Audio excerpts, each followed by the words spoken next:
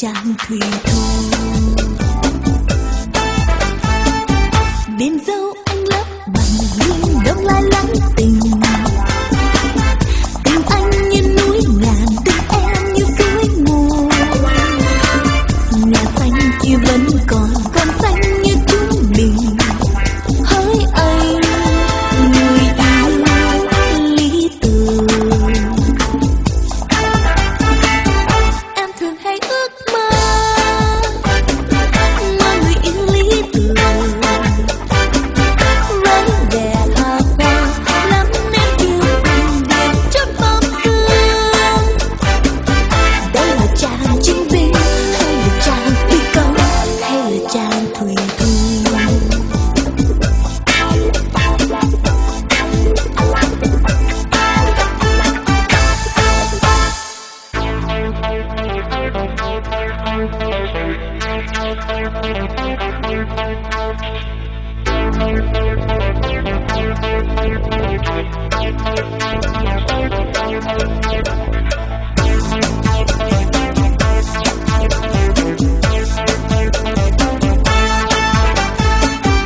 Em thường hay ước mơ người yêu lý tưởng. Với vẻ hào hoa lắm nét kiêu hùng điểm chót bom xương. Đây là chàng chiến binh hay là chàng phi công hay là chàng thủy thủ.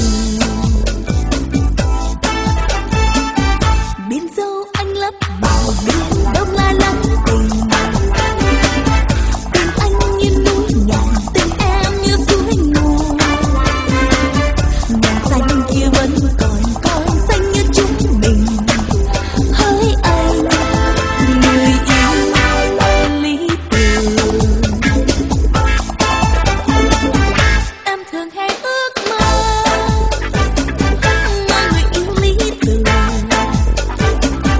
Với vẻ hào hoa lắm nét kiêu hùng điểm chót bom xương. Đây là chàng chiến binh hay là chàng phi công hay là chàng thủy thủ. Đây là chàng chiến binh hay là chàng phi công hay là chàng thủy thủ.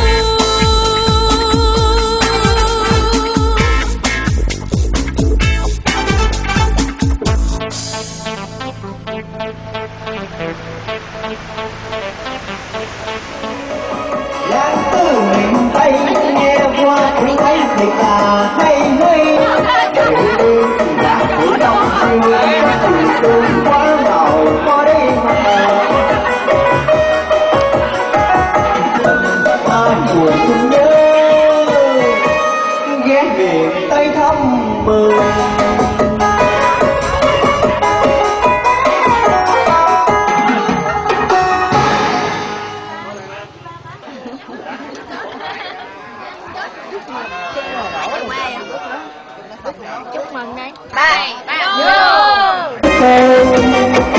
Với sự tình đầu trái nhớ em đông ngày rồi được vai đắng say cho con hát xa đời cho mình chỉ còn những ngày nhớ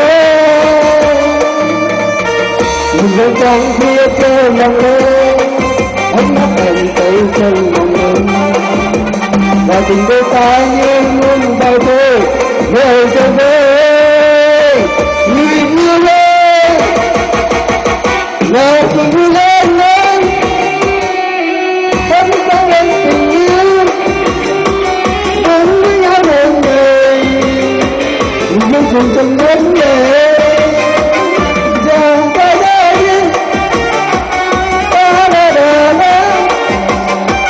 hết với nhau người chúng ta nên xây tình đời chúng ta nên xây tình đời mai gói vợ gần một năm tối em biết em chưa thành cuộc trường nào là cùng dòng nước khô em thèm dòng nước khô trở về nơi em khi xưa đâu ta không chịu nhớ tình là làm gói em cô với các không nói lòng từ tình đi nữa anh có mong em cùng cùng anh rồi mọi ngày liên tiếp em thành rồi mới biết chẳng có ai nữa em mà chính em là người em.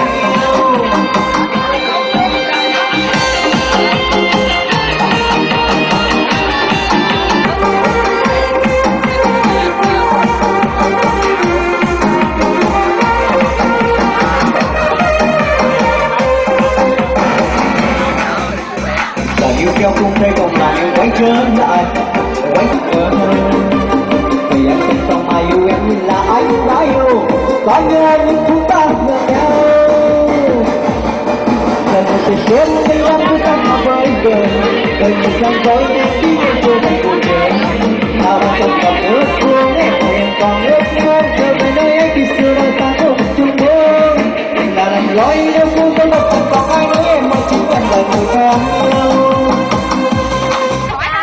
Vâng, xin mời quý vị nào có tài văn nghệ hãy liên lạc lên Zalo của Sâu Em tôi ạ. Ôi ơi à con, hồi chiều bà Lệ chỉ lộn với ai ạ? Dạ chồng nó nha. Mình.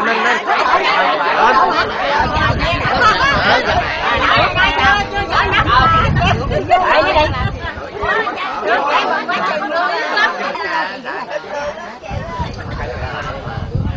Cứ làm vậy rồi, đám cưới. Không biết chân mình thôi ba. Ồ, anh Phương này cũng hẳn dữ nha.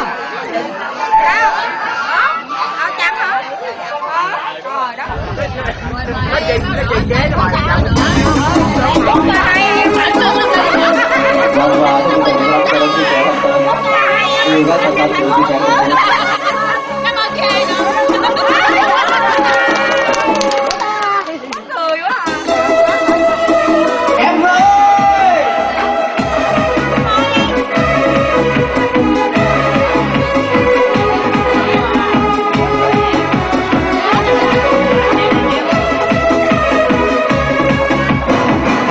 Tình đó tập hồn bắt vai mơ nhớ hoài cùng tôi từng lời nói người cho tôi không nào còn mà không cho có một tài có yêu em bằng tôi yêu em tôi yêu em rất nhiều bao nhiêu thương trường như lần đầu với tôi đã bóp nát trái tim mồ côi có yêu em bằng chính tôi yêu em tôi đã mong rất nhiều chỉ tình yêu từng gọi là như thôi sẽ bóp nát trái tim của tôi yêu rất thành công.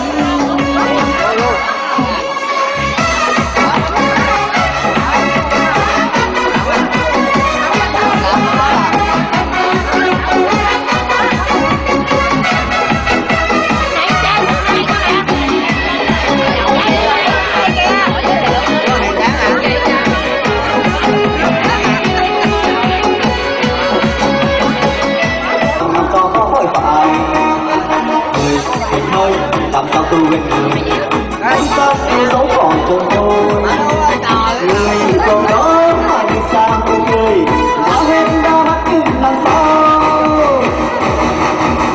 mấy yêu cái tiền không sống nhỏ yêu người như thế yêu đương cũng không như cao cao có yêu em bằng chính tôi yêu đừng bao em.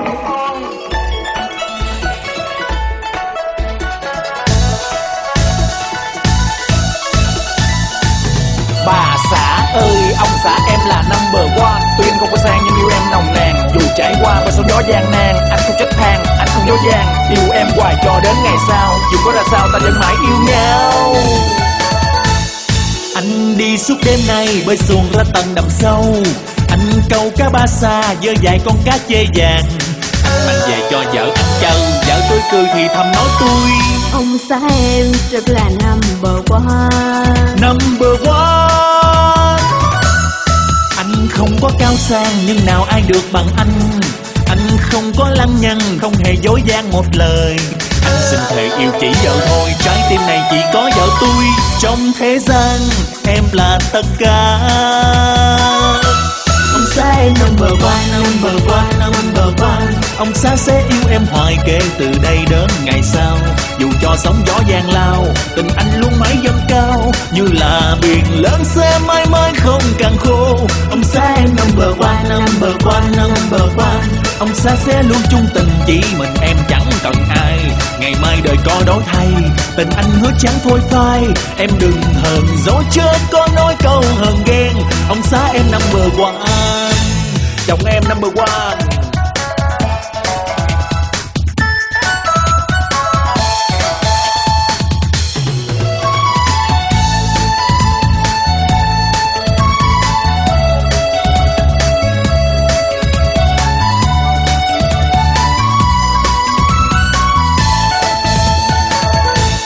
Anh đi suốt đêm nay bơi xuồng ra tận đầm sâu.